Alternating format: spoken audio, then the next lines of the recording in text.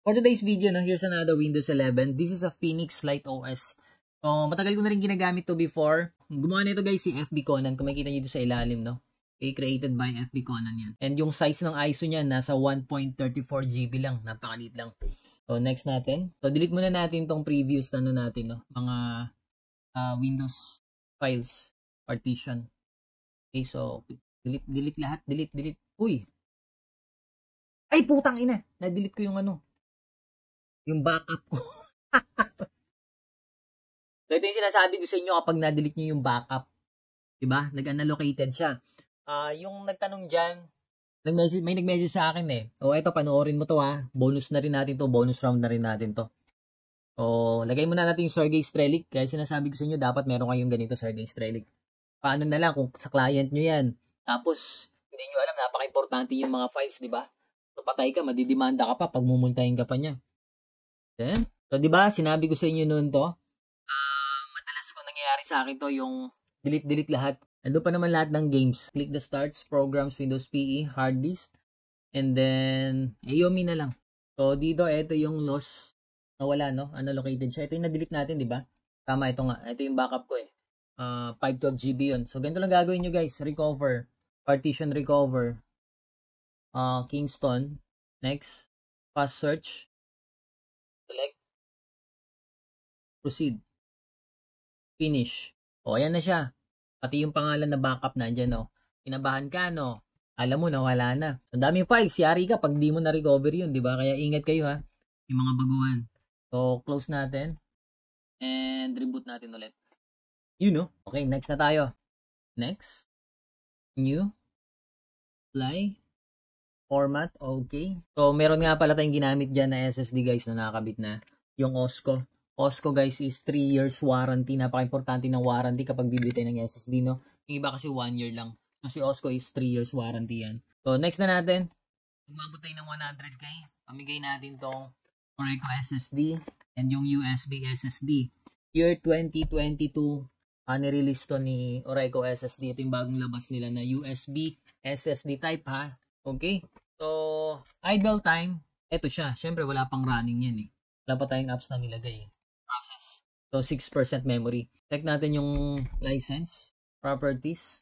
Kung pre-activated nga siya. Windows is activated. Okay, so activated siya. Nakita nyo, ha? Phoenix Light OS. Parang mas mabilis pa kay Lumitre.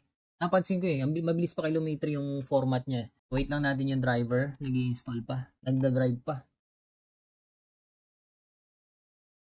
So, dito sa Valorant, hindi na natin kailangan mag-download pa ng buong Valorant na files, no? So, nasa drive din na natin yan. And then, i-repair niya na lang yan. At madedetect niya na yan kapag nag-install tayo on the same path folder. Tapos, i-repair niya na lang yung files. So, check natin yung task manager natin. Process.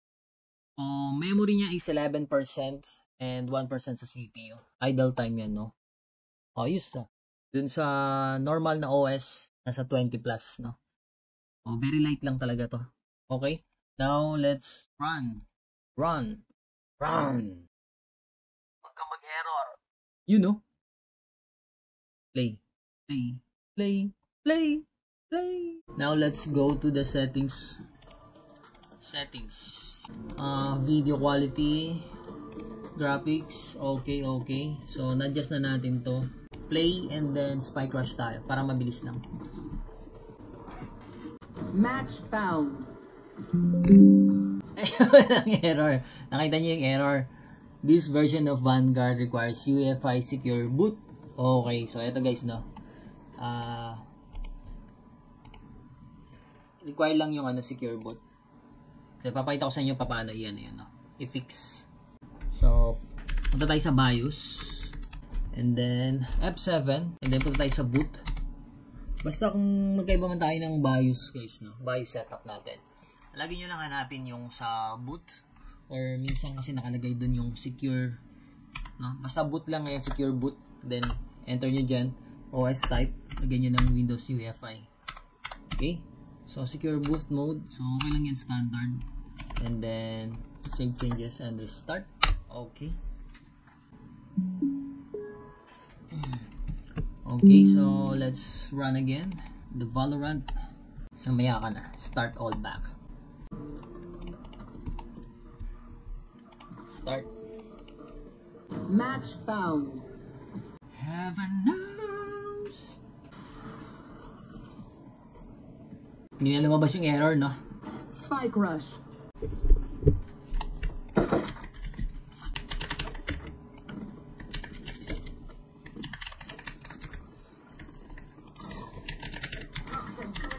Let's go.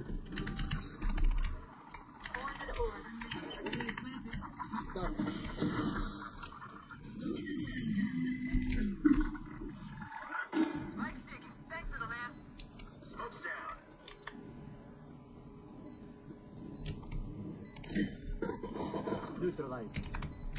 Reloading.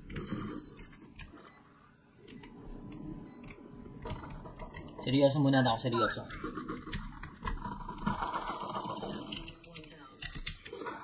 Uy, ulag ako. Puta.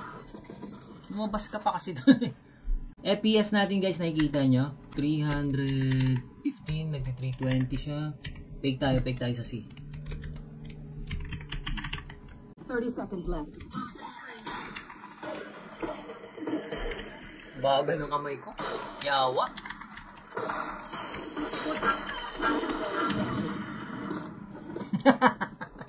Patay kayo. Naka-Odin ako. Odin sama. Ubus kayo sa akin ngayon. Joke's over. You're dead. Patay ka. Patay ka sa akin.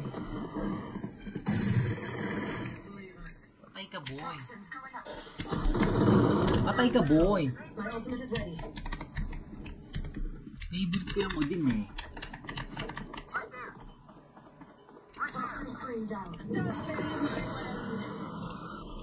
You will not kill my allies. Kala nila nandito sa scene.